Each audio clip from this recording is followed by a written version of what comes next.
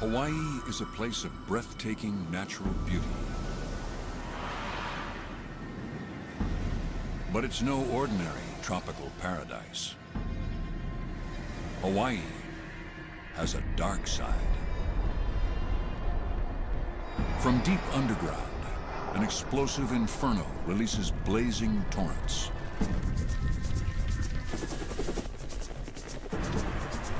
And it's hot. The air's hot. The air's over 600 degrees going into there. The islands are ravaged by fire and lashed by water. It's like liquid thunder. Every wave can actually kill you. The fury of nature is on display everywhere, on land and in the sea.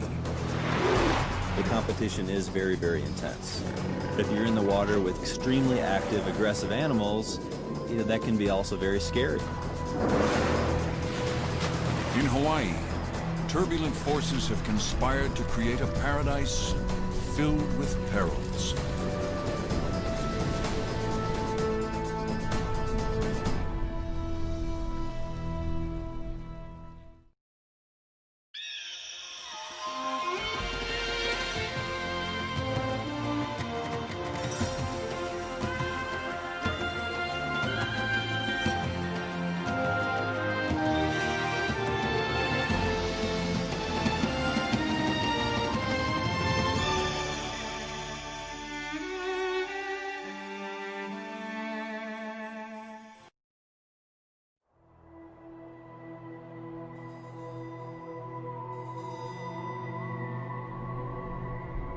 Hawaii was born in fire. Its islands spawned by volcanic eruptions. And in some places, the fires still burn.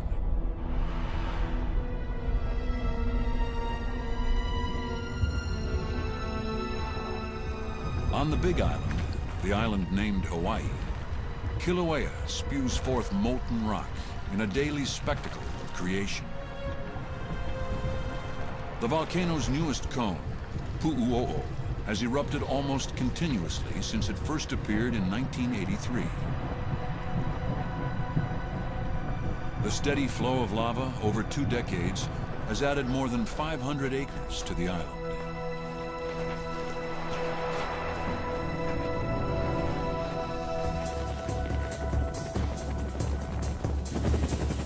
The landscape of Kilauea may seem alien and forbidding, but some find it irresistible. This may be the best place on the planet to observe a long-term eruption at close range. Scientists come often to the floor of Kilauea's caldera to take the pulse of the volcano.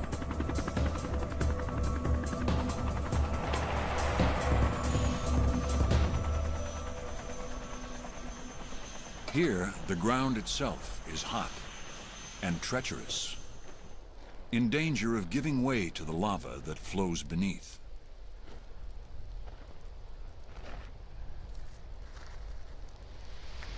Kilauea's lava can move fast, at well over 2,000 degrees Fahrenheit.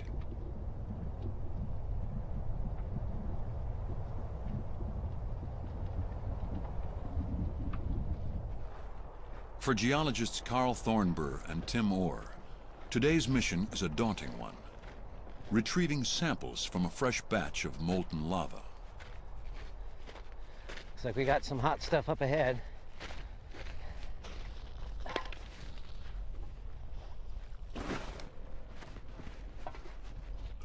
They'll quench their samples in a coffee can filled with water. Protective gear is minimal. They rely more on expertise, honed by years of experience. Okay, let's do it. Okay. Well, that's a nice breakout from this tumuli. I think we should get it right at the top. Ooh, hot. Not a little hot, it's really hot.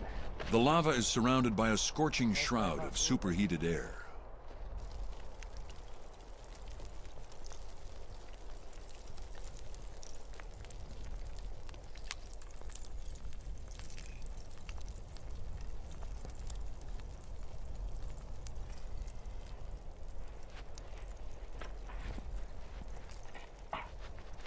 Oh, jeez.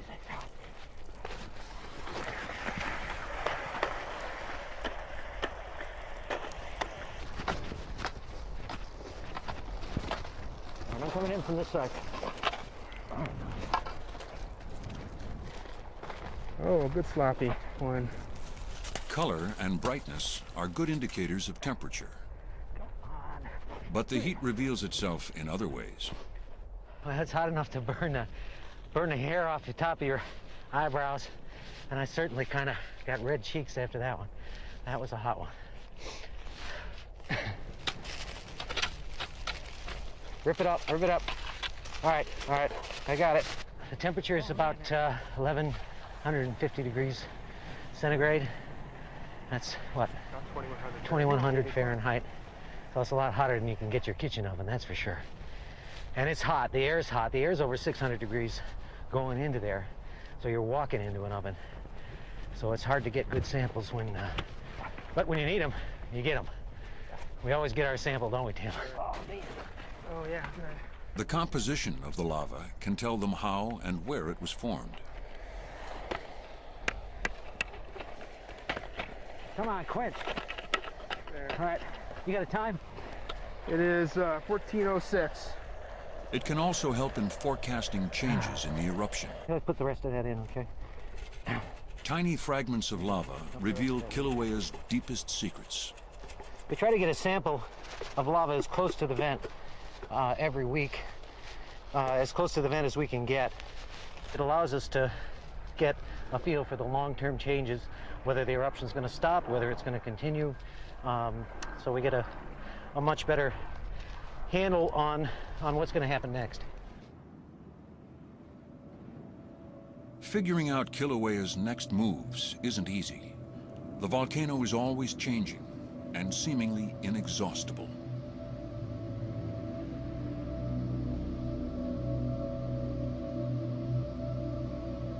Over the years, its flows have spread across the mountain, hardening into a variety of forms and textures. Like a river in flood, the lava moves where it will, difficult to predict or control. Since this eruption began in 1983, lava from Kilauea has rolled across the surrounding countryside. The lava's journey toward the sea was relentless and destructive. For the residents of Kalapana, this was a disaster in slow motion. They learned the hard way that wooden structures are no match for molten rock. The invasion of Kalapana claimed more than 180 homes.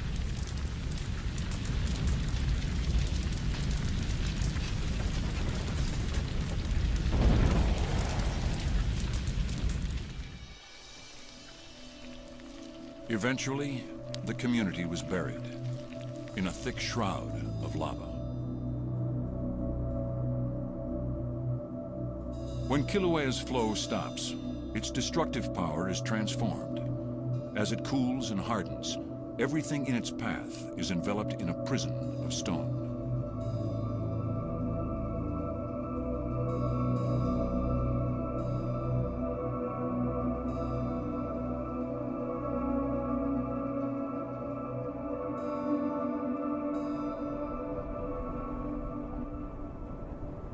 Although the Big Island reveals the most dramatic displays of volcanic power, every one of the Hawaiian Islands bears witness to a fiery past.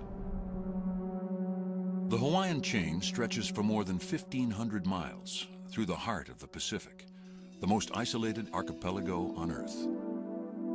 In the southwest lie 6 main islands and 2 smaller ones.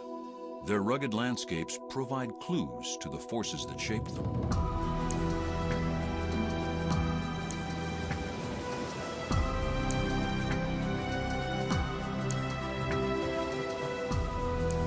Time and tide, wind, water, and fire. They have sculpted Hawaii over millions of years.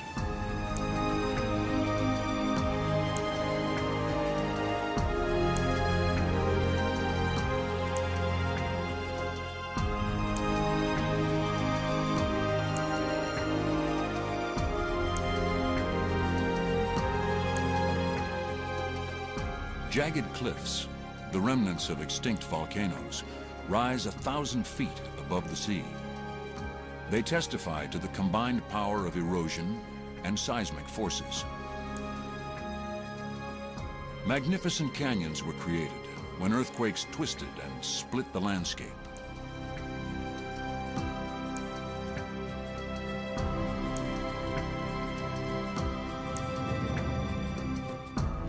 Giant craters are evidence of past eruptions and hint at new ones to come.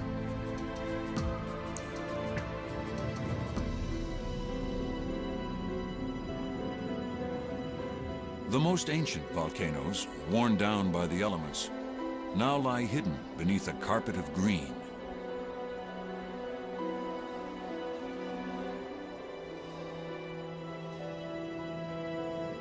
One of Hawaii's most famous landmarks, Diamond Head, looms above the beaches of Waikiki.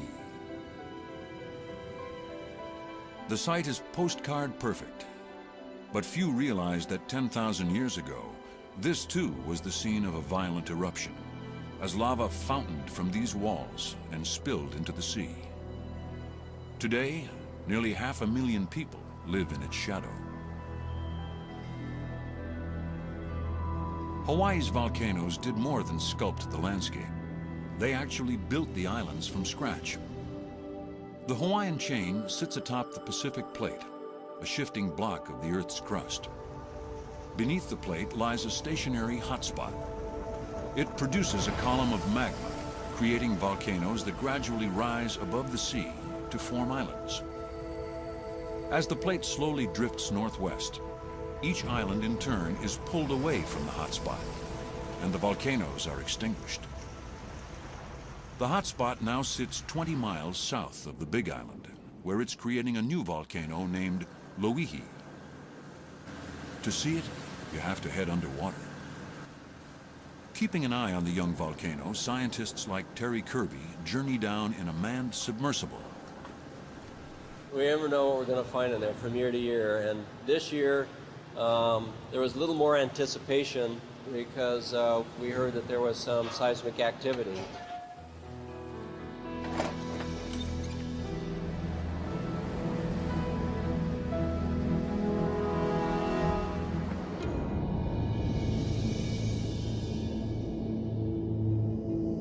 The slow descent to Loihi takes hours through waters that grow darker and colder. Though the mountain has grown 2 miles above the seafloor, its summit is 3,000 feet beneath the ocean's surface. Inside a newly formed crater, the tiny submersible is dwarfed by Loihi. Like any active volcano, Loihi is inherently unstable. Seismic tremors in the interior can trigger landslides. I definitely am aware of what can happen down there. We see these gigantic boulders down in the pit. We wouldn't want to be down there when one of those things came down. So we're always really tuned into any kind of sounds, any kind of vibrations.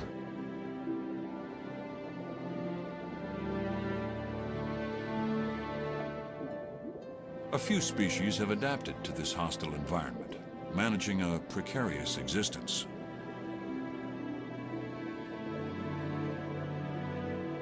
Beneath the rugged terrain, the same inferno that feeds Kilauea is constantly reshaping Loihi. Delicate pencil chimneys rise from surfaces strewn with rubble. Frequent earthquakes cause old structures to crumble, while new ones form.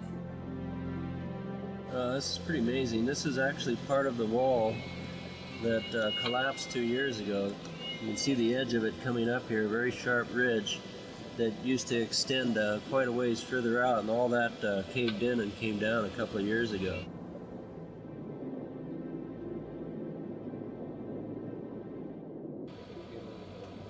As part of their routine survey, they'll check the volcano's temperature. Vents in Loihi's flanks release blazing heat and dissolved gases. 60 degrees, 65 degrees. The numbers steadily climb to well over 150 degrees Fahrenheit. 69 degrees. That's amazing. think of the ambient water as almost freezing, and there's vent water flowing out in this almost ice cold water that's 200 degrees Fahrenheit. Scientists will continue to monitor the young volcano. More earthquakes and collapses are inevitable. Loihi will slowly rise from the ocean floor, finally breaking the surface thousands of years from now to become the next Hawaiian island.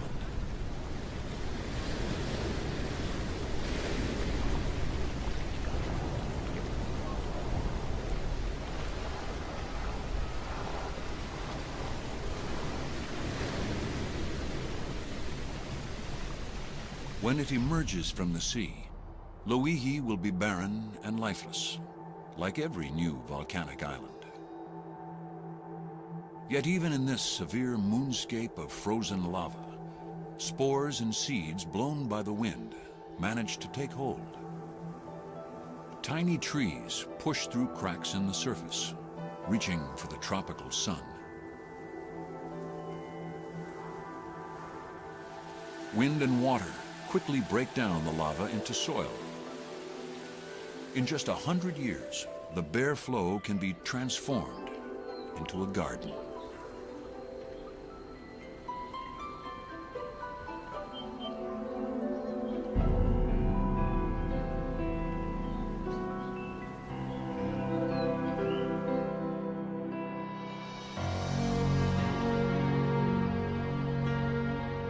Here in the relative desert of the surrounding Pacific, Hawaii's rich volcanic soil has made the islands oases of fertility.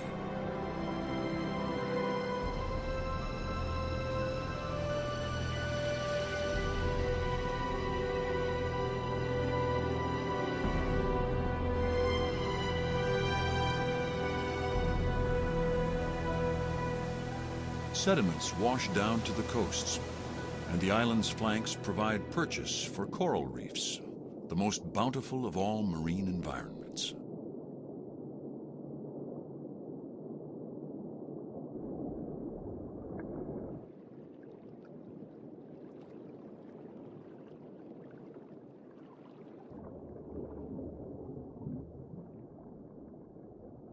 The Hawaiian waters are a welcome refuge for a wide range of creatures, many of them migrants.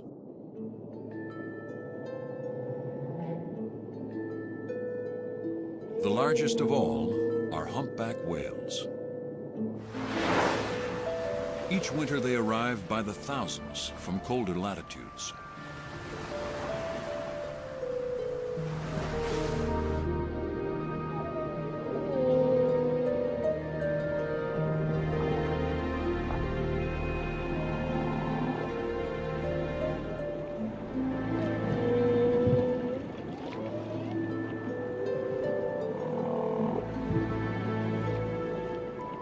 For the humpbacks, Hawaii is more than a warm winter getaway. This is the perfect nursery.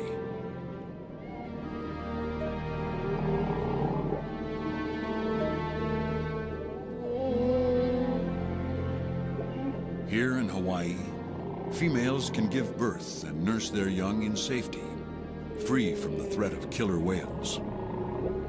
The warm Hawaiian waters are an ideal place to gain weight on their mother's milk. Mother and calf are often accompanied by a second adult. It was once believed this was a female helping to rear the calf. Now we know the escorts are always males, and these charming creatures are revealing a darker, more aggressive side.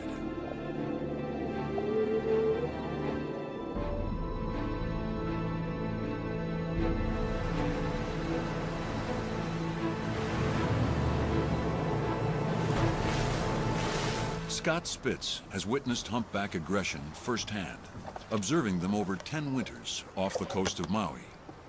People have described humpback whales as gentle giants for many, many years, and they are extremely graceful animals. But they're also very large, powerful wild animals that compete just like any other animal does for the things that are important, for resources. and male humpback whales compete very aggressively for mating opportunities with females. So the idea that they're gentle all the time is absolutely not true. They do, under the right circumstances, engage in very, very aggressive behavior.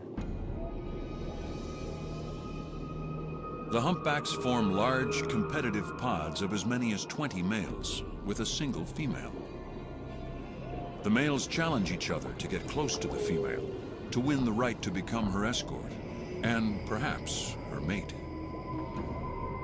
In the world of humpbacks, size definitely matters. The largest whale is more likely to get the principal escort role, or the dominant male role. Whether or not that leads to reproduction, we don't know. No one has yet to see humpback whales mate, but it certainly would be sensible that these whales are exerting all this energy and challenging each other for some significant reward.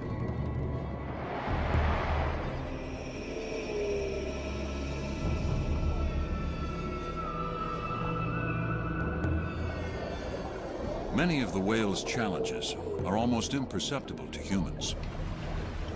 But their body language and subtle signals send a clear message to other whales. And combat can turn brutal. They compete by threatening each other with bubbles, by charging each other, and in the most severe situations by ramming into each other and physically forcing each other out of the way.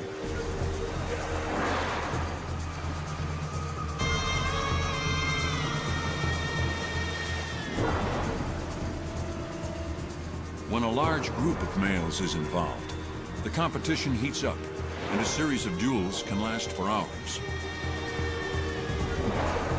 If two males of equal size square off, the battles can turn bloody.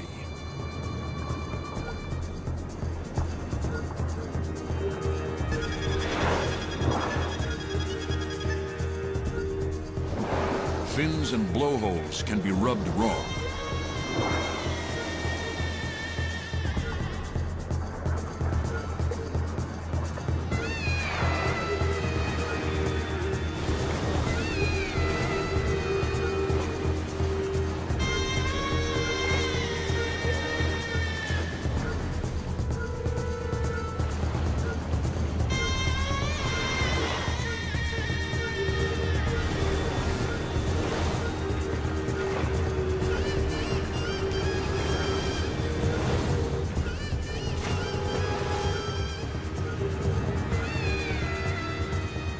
As the spectacle plays out, females are not entirely passive. They encourage the males to fight, or even signal a preference. Being in the water with these large animals it's certainly intense. If you're in the water with 10 or 12 or 15 extremely active, aggressive animals, that can be also very scary at times. Whales are jostling for position, they're blowing bubbles, this decreases the visibility, they're moving very rapidly in unpredictable directions, so you really never know exactly what you're going to see when you get in the water with a competitive group. There is always a chance that you're going to be in the wrong place at the wrong time.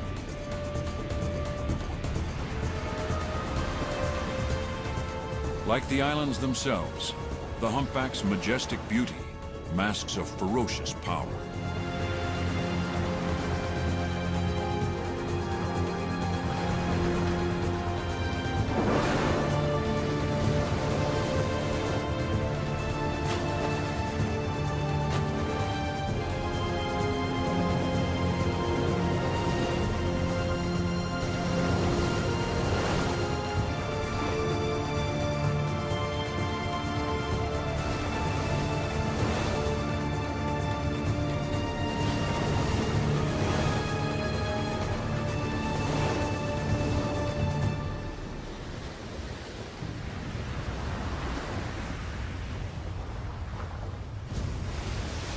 There is another winter visitor to the shores of Hawaii, another giant with a violent side. Storms as far away as Siberia hurl huge swells across the North Pacific. When they finally break, the waves can rise 70 feet, propelled at more than 40 miles an hour. It happens on the north shore of Maui, on a a stretch of coastline called Peahi.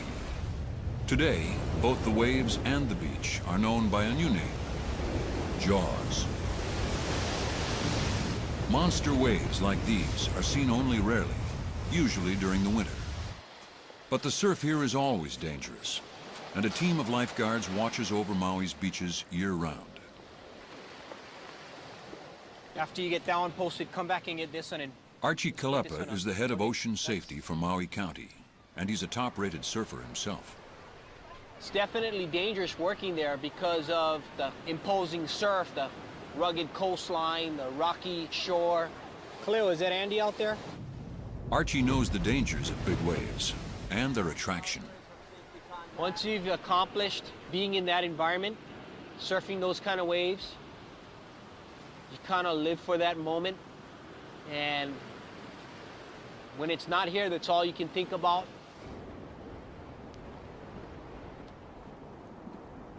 With the big waves just a few months away, he's keeping an eye on Jaws. If you look, you'll actually see some swells that are starting to come in. And as those swells get closer to the shoreline, you'll probably see some waves start developing as they get closer. It's still not in the, what we would consider it as breaking, but it's a good indicator of the things to come this winter. When the big waves arrive, they'll be unlike those that break anywhere else on the islands. They're formed by the unique coastline at Jaws, lifted and amplified by an underwater ridge of lava and coral. Incredible as it may seem, intrepid surfers journey from all over the world to take them on. A ride at Jaws may last less than half a minute, and the next crushing wave can break in a few seconds. But surfers will risk their lives for the challenge. If you're gonna go out there and surf that place, it goes far beyond training just to be able to surf. You're training to survive. It's an incredibly dangerous place to work. The waves at Jaws can swallow surfers and lifeguards in an instant. The lifeguards train all year to perform high-speed rescues in thundering surf. So you have to have good personnel that you can trust, that you can work with, that has good communication. Now we're gonna jump back in the water. Once you break the surface, I want you to tap your head and I want you to say clear.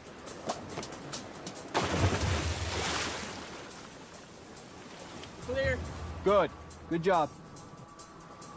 Archie puts his team through a grueling regimen, on the beach and in the ocean, to develop the strength and skills they'll need.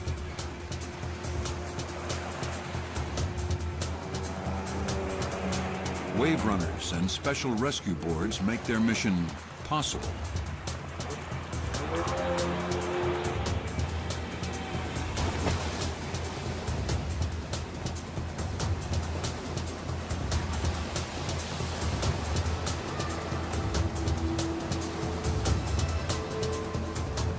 During these months of calm before the storms, they'll drill almost daily, perfecting their techniques and their timing.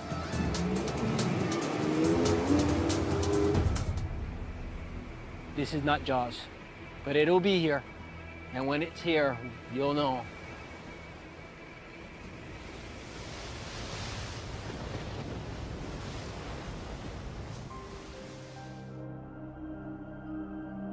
When winter comes to Hawaii, it will bring other changes, high above the sea.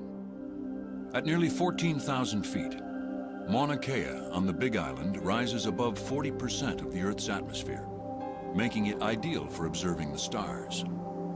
It's home to some of the world's most advanced telescopes.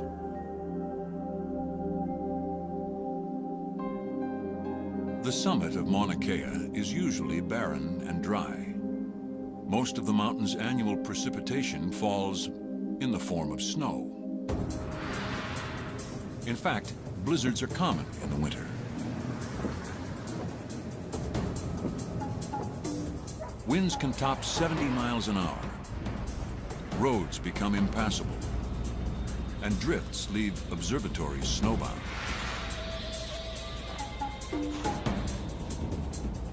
The summit may get more than 4 feet of snow in a single season. Parts of the volcano are covered from December to May.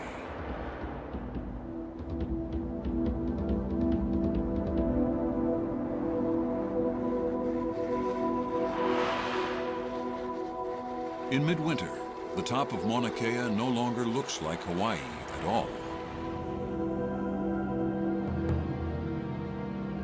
The ancient Hawaiians knew all about the volcano's uncommon climate. That's why they named it Mauna Kea, the White Mountain.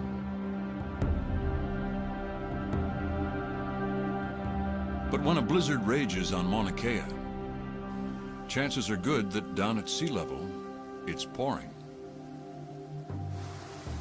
Torrential storms are common here, and annual totals are often measured in hundreds of inches. Rain can be both nourishing and destructive.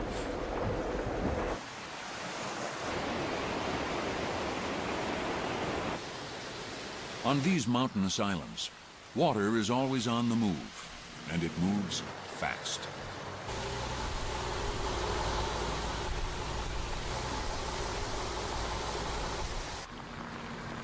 Waterlogged hillsides eventually give way, with disastrous results.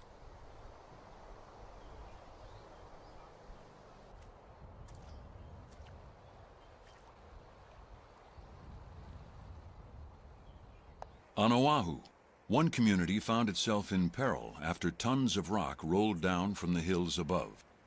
Boulders narrowly missed the houses, and residents took the warning seriously, evacuating their homes. To help prevent further disasters, crews went to work on the nearby slopes. The loose rocks can't simply be removed, but with luck and skill, they might be held in place. The best solution is a veil of steel mesh to contain the hillside. Helicopters do the heavy lifting, but a crew of scalers has to rappel down the uneven face of the slope and stitch the net together.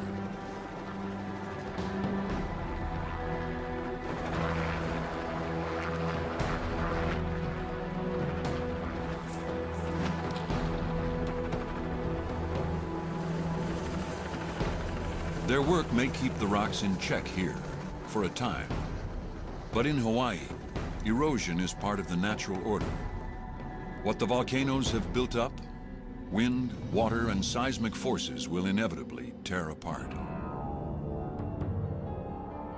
You can see it on the Big Island, on the southwestern flank of Kilauea.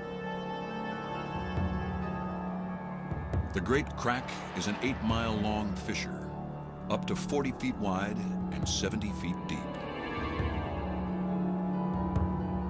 It opened during an eruption in 1823, but its future remains unclear.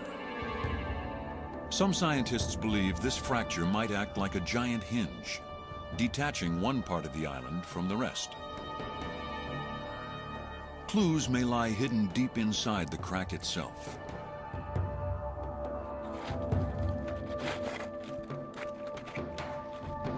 Don Swanson is scientist in charge at the U.S. Geological Survey's Hawaiian Volcano Observatory. It is pretty impressive to walk along the crack, and it does remind you of something that's happened in the past that we haven't seen since, this big long crack opening and magma spewing out of it. It must have been quite an impressive sight. The interior of the crack is riddled with caves and crevices. Many of them have never been explored. 3. That's what lures Rick Elhard and Don Coons. They're cavers who are spending their spare time mapping the Great Crack's internal structures.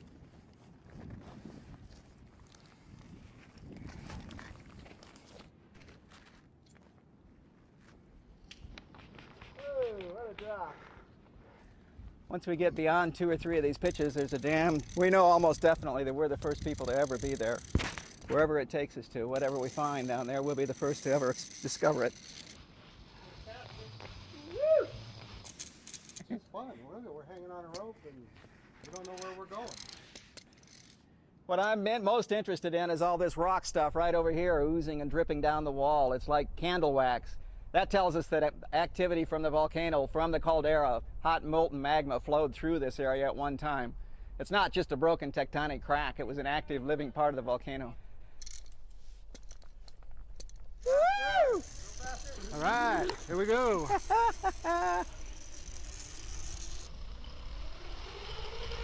Coming on top of you. Looks like a blowing hole to me, Don. You can feel the draft from here. Just feel the cold air. It's coming right straight down that slope. It looks awesome. I could look right into the darkness on the inside. You thought those were stouls, but it kind of looks like ferns on there. Might be, I don't know. It's blowing enough air, and I love that patina. That had flow. There was something moved through there. Oh, holy moly. I bet that puppy dropped. To gauge the depth of the cave, they'll use a technique that's simple but effective. Gotta go. Let's just tumble it in and see what we can hear.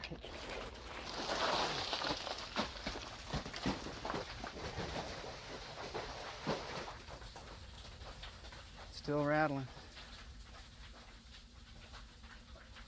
It's gone down another 80, 100 feet at least, on top of what we've already come down.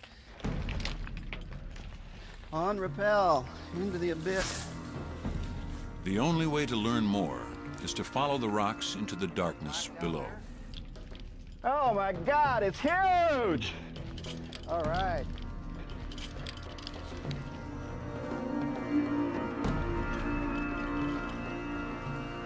Monstrous big cave down here. All right. Oh, there's that scree pile we kicked down here.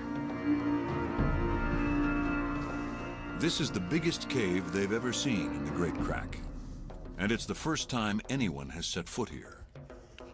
It may once have been a major artery leading from the fiery heart of Kilauea. My left wall is about 15 feet. Right wall is a good 30 feet away. Ceiling 25, floor 3.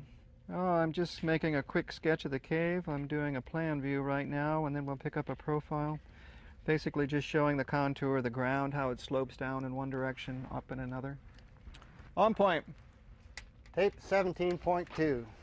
17.2. Tracing the Great Crack's interior can help them understand how Kilauea has changed over time and how it might behave in years to come. Clino's -6. Good for the next station. Move on.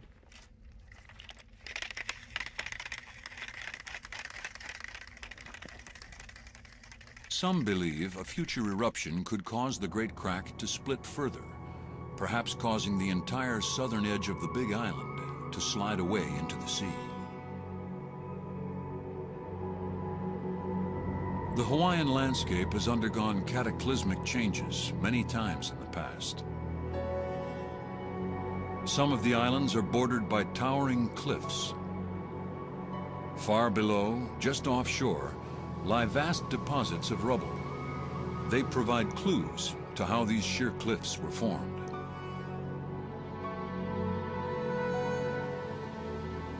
Walter Dudley is a geologist at the University of Hawaii. These enormous, majestic cliffs behind me for years have puzzled geologists by their sheer size. The normal rates of marine erosion just couldn't create these cliffs in the time that was available. And it wasn't until the seafloor was mapped around that we discovered that they weren't produced merely by marine erosion, but by enormous landslides where whole chunks of the island fell off into the Pacific Ocean. Evidence of these giant slides can be seen all around the islands. Scientists have identified at least 17 underwater rubble zones, covering thousands of square miles of seafloor. For me to be able to stand at the top of these sheer cliffs and realize that in one catastrophic event, much of that coastline had fallen down and slid off into the Pacific Ocean. Oh, it's an awesome feeling. One just is amazed by the power of Mother Nature. The events that left behind cliffs like these were no run-of-the-mill rock slides. The Hawaiian Islands and every other volcanic island in the Pacific has been sculpted by the force of these landslides. We're talking about an incredibly large volume of material, thousands of cubic kilometers of material all at once. just like this mass behind me, sliding off into the Pacific Ocean. Such a huge amount of debris can displace an equally large volume of water, generating enormous waves, powerful tsunamis. One of them occurred just over 100,000 years ago, when a section of the Kona coast on the Big Island collapsed. It produced a giant tsunami that fanned out across the sea. This mountain of water rose so high that it deposited coral and marine gravel on cliffs 1,200 feet above the ocean. Even a much smaller tsunami can be devastating. These unstoppable walls of water are not at all like ordinary waves. If you've ever swum out into the ocean, you know you can swim through surf. But tsunami waves, the water is moving like a flood. All the water is moving from the surface to the bottom. And that has the power to pick up boulders the size of cars. Train locomotives have been picked up by tsunami waves and washed across towns. It's absolutely enormous. Almost nothing can resist the power of these waves. A tsunami can roll across the ocean at 600 miles per hour, like a bolt from the blue. They have no external warning signs. When a hurricane's going to strike, the weather gets bad ahead of time. There are warnings. Before tornadoes strike, there's storms. But you can be at the beach on a beautiful day and there's no indication whatsoever that a tsunami is traveling across the ocean and will strike that beach. Tsunamis can be triggered by coastal earthquakes as well as landslides, local quakes here in the islands, or distant ones off Alaska, Chile, or Japan. Hawaii sits in the crosshairs in mid-Pacific, and tsunamis have killed more people here than any other natural disasters. One of the last large destructive tsunamis to strike the islands was in 1946. And in the town of Hilo alone, 96 people were killed, and people in all the islands were killed by that tsunami. But for Hilo, which was the hardest area hit, it was an absolute catastrophe.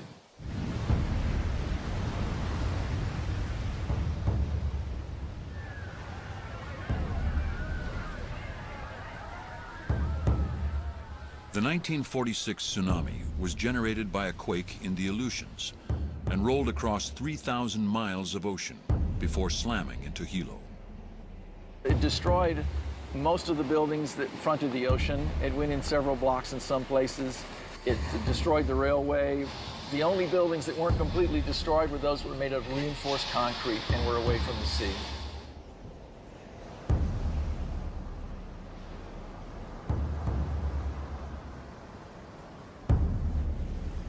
Today, an early warning system is in place offshore to save lives. But Hawaii remains vulnerable. On an average day, it's been said that there are as many as 170,000 people at the beach, either in the water or lying on the sand. They're all within 3 feet of the sea. Even a 5-foot tsunami wave could seriously endanger all of those people. And if 10% became victims, you'd have a disaster of an enormous scale. Imagine 17,000 casualties. A 5-foot tsunami would be bad enough. But a much larger wave could be triggered by a local offshore earthquake or a large coastal landslide. Within minutes, a wall of water could rise as high as 60 feet before plowing into a heavily populated beach like Waikiki. The prospect is terrifying and all too real. As long as we continue to have earthquakes and landslides, there'll be tsunami waves. So it's certainly not a question of if, it's a question of just when the next one's going to strike.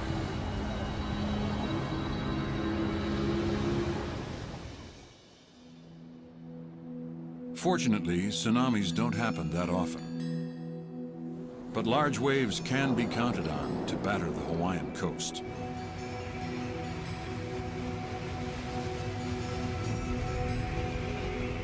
Now winter has arrived in the islands, bringing with it high winds and high seas.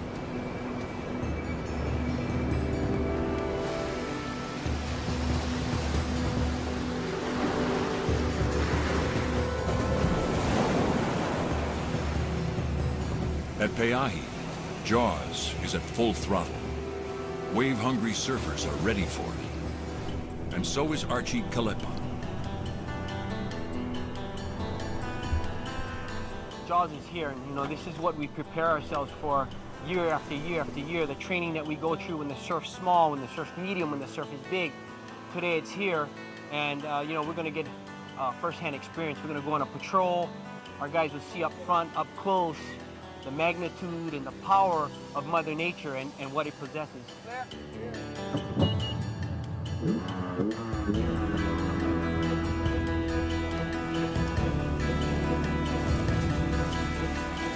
It's going to be a good day for our guys to be out there. To save lives, the rescuers must be out where it counts, offshore, in the midst of the action, in the heart of the monster surf. The magnitude of the wave at Piahi is so enormous, it's like liquid thunder. The wave is like no other wave.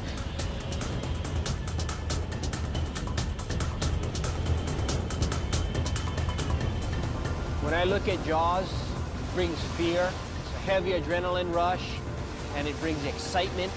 It's a feeling like no other.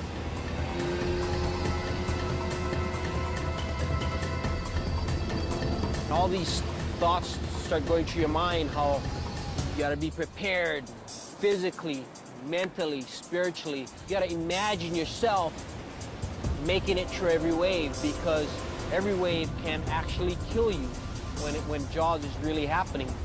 Buzzy Kerbox is a professional big wave surfer and a Jaws aficionado. There's nothing like it. It's the Everest. It's the big. It's the ultimate. And you make mistakes out there, and it's gonna let you know. I've had some bad ones where I'm just getting ragdolled underwater, getting dragged, and you don't know which way's up, or you don't know. It seems like you're just going with it, so it seems like it's never gonna end. And then eventually you kind of get out of the grasp and can get up. What's scary is a lot of times by the time you get up, the next one's right there, so you get one breath and you got to be ready for another one. Maybe we weren't meant to surf Jaws, because every wave that you ride out there, whether it's 10 feet, 20 feet, or 30 feet, it's life-threatening.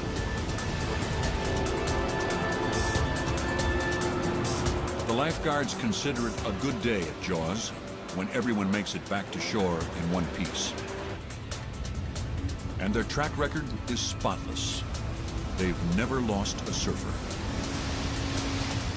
It tingles my spine, it makes me feel good. Breathing the salt air, being able to jump in the water. The ocean is, for thousands of years, it's enabled the Hawaiian people to survive.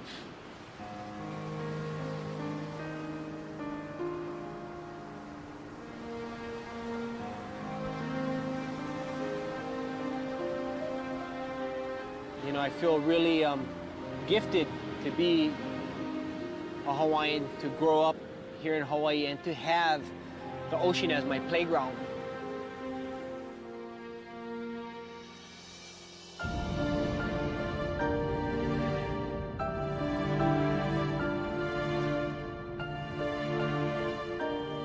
The big waves strike at Jaws only once or twice a year. But on Kilauea, the lava never sleeps.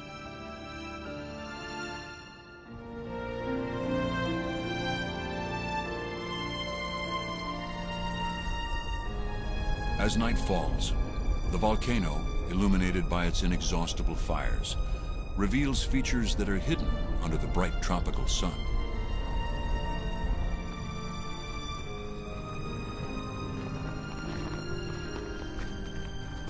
Carl Thornburr and Tim Orr often come here to observe Pu'uo'o after dark, seeking out new vents and monitoring the eruption.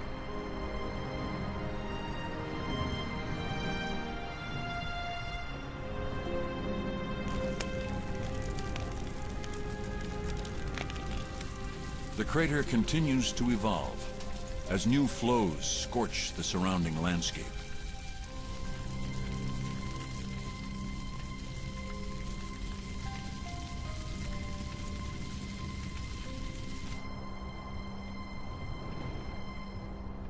We're observing one of the vents within the Pu'u'o crater. It's an opportunity to grab some of the samples of material that is beneath our feet here within the crater.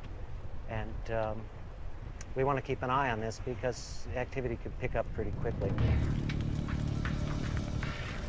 The flames that are shooting are produced by hydrogen gas.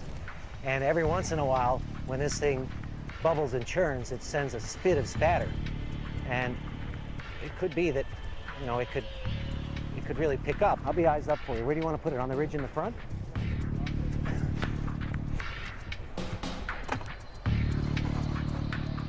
So we're waiting for a good spit. We've got 3 or 4 samples of this. Tiny shards of volcanic glass, called Pele's tears, provide clues to the volcano's internal chemistry. So that's fantastic. These are fantastic samples. Yep. But we don't want to hang around here too long. The stunning displays of Kilauea belie its dangers. Kilauea is not simply a tourist attraction. It's a real hazard. And you can see that when you're out here working. It lends a perspective to what you consider to be paradise, the island of Hawaii, that most people don't appreciate.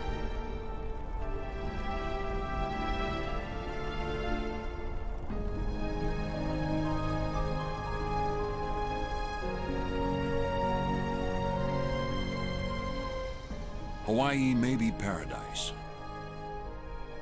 but it is prey to fearsome displays of nature's power. Beneath the rapturous beauty and breathtaking landscapes, there are signs of the turmoil that tore these islands apart and put them back together again.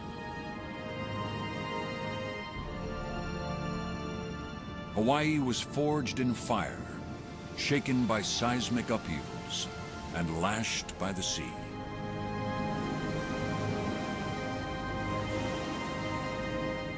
And yet, it is these violent forces that have made Hawaii a crucible of creation.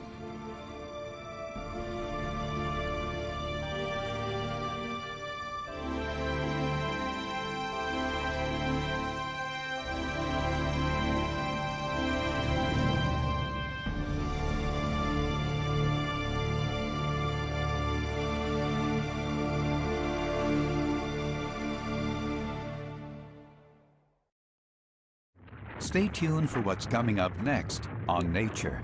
But first,